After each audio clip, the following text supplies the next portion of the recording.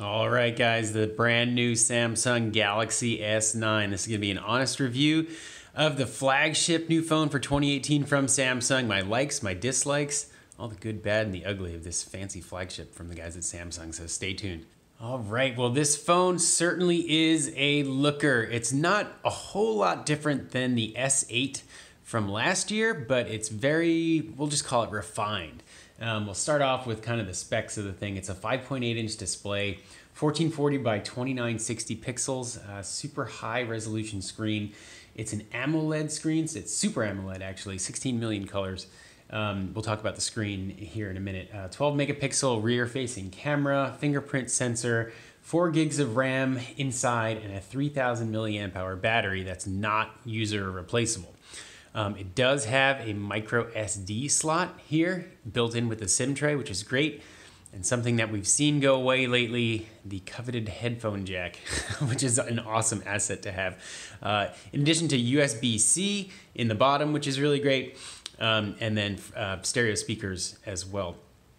The really, really great thing that I sort of immediately noticed about this phone once I got it is it feels smaller than you would think. You know, 5.8 may be an intimidating size in terms of the screen. You may think that that's too large of a phone, and while I do still think the phone is too big for my hand, it is nice to have almost bezel-less display here. I mean, it is fantastic. If you look at how the screen wraps around the edges of the phone, it's beautiful, and it's very, very beautiful to hold on to. I mean, the thing feels very high quality. It feels premium. It feels like, I don't know. I mean, it's almost like jewelry in a way. You know, it's just very, very comfortable to hold on to. Samsung's done a really great job in their design. It is Gorilla Glass. They call it Gorilla Glass 5, I think they're up to now. It's probably going to break if you drop it. I haven't done any drop tests. You can look at other parts of YouTube for that. But when you pick it up, you really do feel like you've got a premium piece of hardware here. And I think that that's one of the nicest things that Samsung sort of changed in the last few years is they've gotten away from that plasticky, kind of creaky feeling into stuff that's just feels more, for lack of a better term, Apple-y. You know, I mean, it's just attention to detail and design, and they've done a really great job here refining that in the S9. In typical Samsung fashion, they tend to throw everything at the wall to see what sticks. And so when you want to unlock the phone with the power button or with the fingerprint scanner, you have several options. So the fingerprint scanner is probably the fastest. You can see how quick that is. It also has a retina scanner as well as a iris scanner as well as a facial scanner. You can see that light up there and with the IR light of the camera. If I move my face over, you can see the phone quickly unlocks, scanning either my face or my eyes. But either way, it's very quick. It allows really easy access into the phone, and it's a nice feature to have in case your fingers are wet or you have gloves on or whatever. You have multiple ways to unlock your phone using biometric data, which is pretty cool.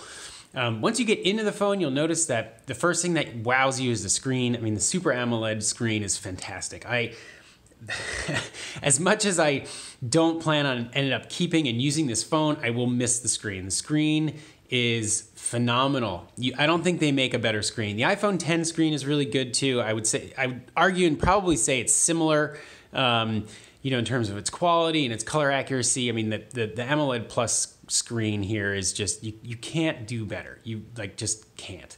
The colors are vibrant. Everything is contrasty and sharp. I'm just gonna stop because you will love it. It's that good. It is big, like I said, 5.8 inches. I have a hard time reaching all corners of the screen. In fact, I can't. So for me, I'd probably use one of those little sticky dot things that you I don't know what they're called, but you put them here and then you pinch it and move. Anyway, I can't reach all corners of this phone, and it stretches my fingers and it hurts because I have an injury to this finger. But if you have bigger hands, you probably will end up doing all right. You can kind of do the little, phone shuffle and kind of move it around and get to everything, or just simply use two hands, but I refuse to do that, so that's my own problem. Ergonomic-wise, I think that they've helped the software for the Edge screen. I've gotten very, very few sort of missed touches. Like normally, my hand fat will kind of reach over and touch the camera there, but see how it's not doing it? It's gotten really good with error correction. And so accidental touches are a thing of the past. I tend to not activate apps when I don't want to use them. Everything about the screen has been really responsive and good. I did read reports of like screen issues on the Galaxy S9 with like areas of the screen not being recognizable to touch, and I haven't seen that with this phone. It's been very, very responsive. It's been very quick. Apps load fast. Software wise, it's really good. It's running Android Oreo right now, 8.0.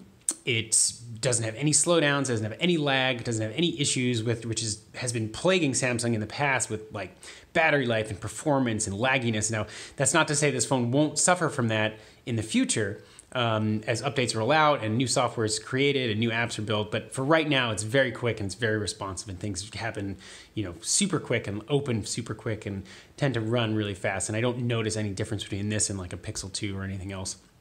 I will say that this phone still has a ton of Samsung bloat and duplicate apps. I mean, I don't need any of this crap. I don't want any of this crap. It is frustrating to have to deal with this and either uninstall it or hide it, in addition to things like 2 calendars, 2 clocks. It's just Samsung's way of throwing everything at people and seeing what they use. But you can hide that stuff, you can uninstall it, whatever, or just not use it. The other thing that this phone has, which is an annoyance, is the Bixby button. And this is the volume rocker on this side, power button on this side, and then you have this third button here, which launches the Bixby app. Now, I have remapped this, which is a cool feature. So I've remapped that using an app, and it turned it into a Google launcher. So now I have my OK Google, now it's listening to me, feed in there. So it's nice that you can do that, and Samsung will let you do that.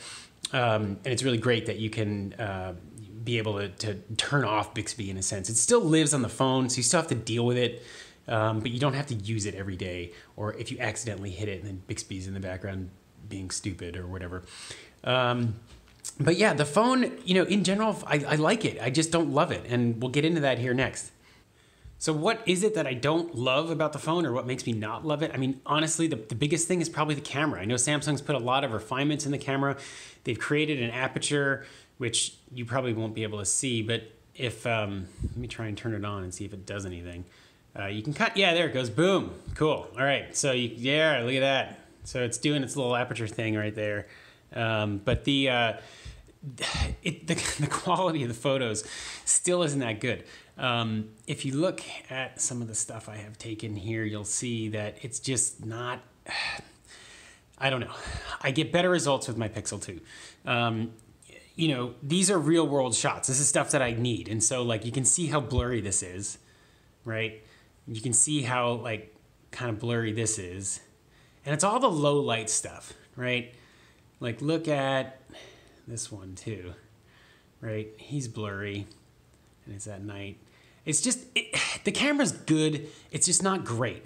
And when you come from something like a Pixel 2 with its portrait mode and with its awesome camera, it's really, really frustrating to have to deal with a camera that's sort of subpar, especially when you're paying $700 for it and they tout it as having a really great camera.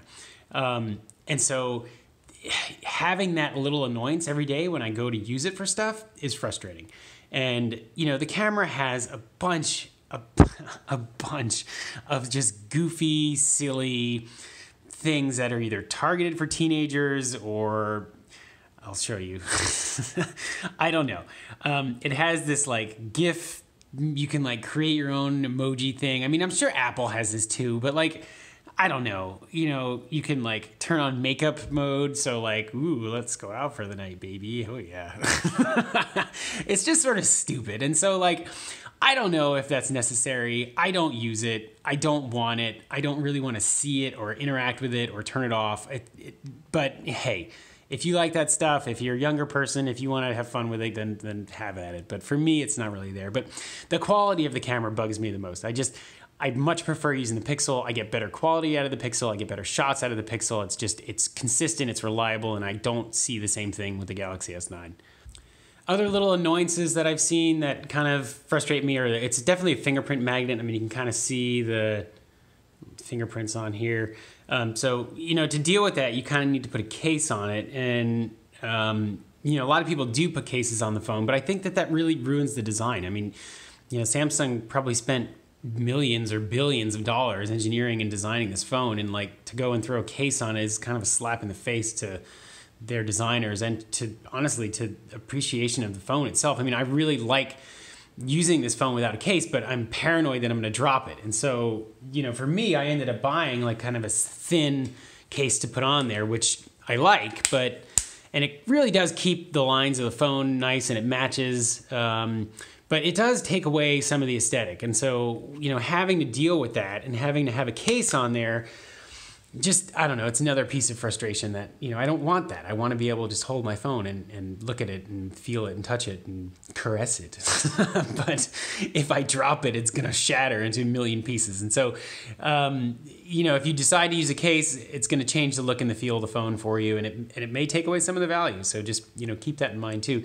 The only last thing I can say, really, kind of sum up this review, is that, you know, for $700 or whatever, if you buy it unlocked or if you have a carrier plan, you'll be happy with the phone for the most part. I mean, if you're coming from an S7 or an S6 or even an S5, you know, it's a quality upgrade. You're getting a very good phone, tons of value, tons of features. Even if you don't use half of them, you know, the phone is solid, battery life's good. SD card storage in there, USB-C, all the latest technology, Android 8, a good camera, not the best camera, but a good camera.